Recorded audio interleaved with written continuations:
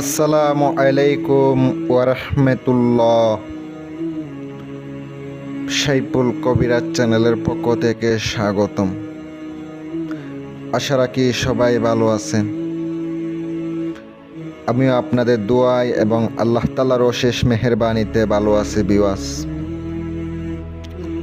আপনাদের সামনে আজকে কিভাবে দুশ্মনকে শত্রুকে বেমারে ফালাইয়া দেওয়া যায়, বেমারে আক্রান্ত করা যায়। দুশ্মন এমন আপনাকে ক্ষতি করতেছে, তার বেমারে না পেলেলে আপনার জীবনটা একবারে ধ্বংস হয়ে যাবে।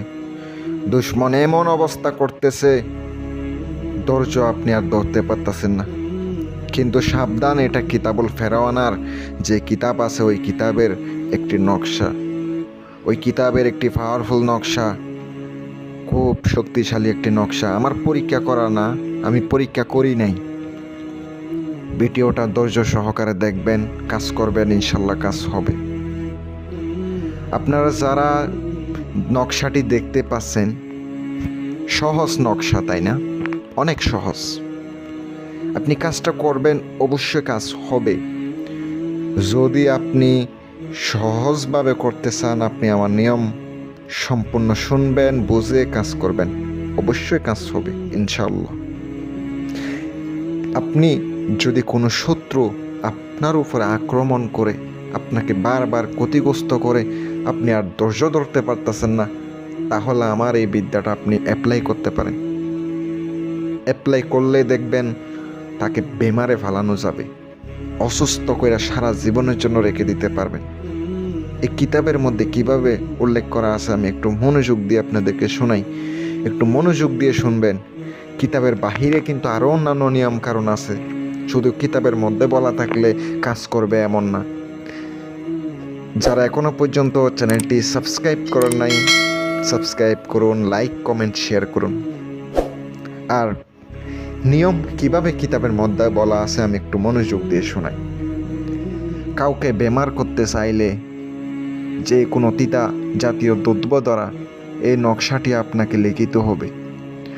নকশার নিচে আপনাকে তাহার নাম, তাহার মায়ের নামটা লিখিত হবে, শত্রুর নাম, শত্রুর মায়ের নাম লিখিত হবে। তারপর কোনো আম গাছের কড়ি দ্বারা পুরাইয়া দিতে হবে, তাহলে আপনার শত্রু বেমারে আক্রান্ত হয়ে যাবে।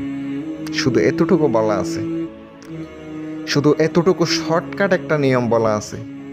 আমি বলবো এই নিয়ম মতো করলে কোনোদিনও কাজ হবে না। আপনি যদি উস্তাদ না ধরেন, কাজ করলে কোনো দিনও ফলাফল পাবেন না।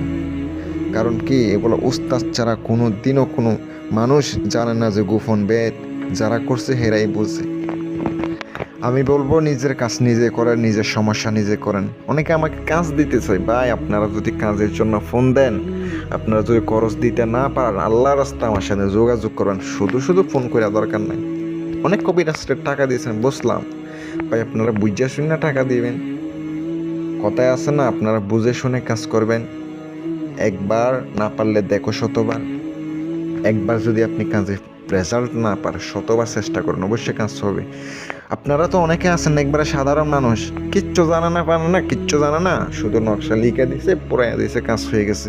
হয় না, পাই এগুলা ইয়ার লাগে। যারা কাজ করে হেরাই জানে।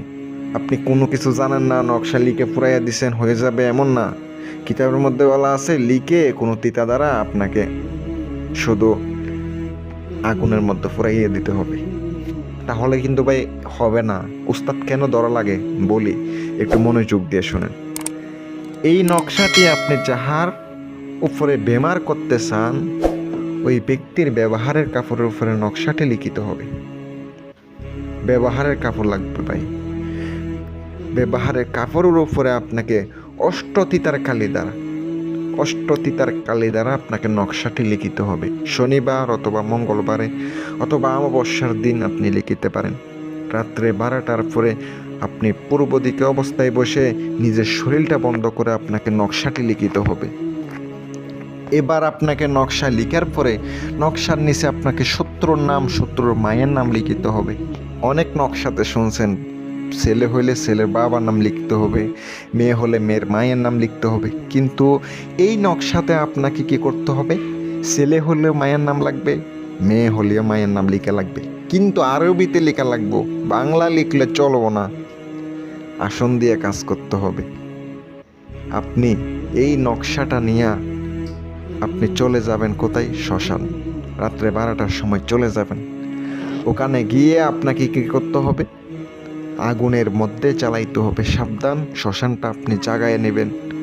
যদি আপনি নকশাটা ওখানে পোড়ান, দেখবেন সে বেমারে আক্রান্ত হবে, কিন্তু পোড়ানোর সময় আপনাকে বলতে হবে, হে নকশার মুয়াক্কেলগণ, হে নকশার জিন মুয়াক্কেলগণ, অমুকের পুত্র অমুককে, অমুকের পুত্র অমুককে বেমারে ফালাইয়া দাও। চালান দিবেন, জিন চালান করে দিবেন। একবারে শত্রুর উপরে যাইয়া বেমার চালান করে দিব, বেমার হয়ে যাবে। কিন্তু সাবধান, এটা করতে গিয়ে যদি কারো কোনো ক্ষতি হয়, আমি সাইফুল কবিরাজ দায়ী থাকব না। কারণ এটা এমন একটি ভয়ানক কুফরি কাজ, একবারে কালো জাদু।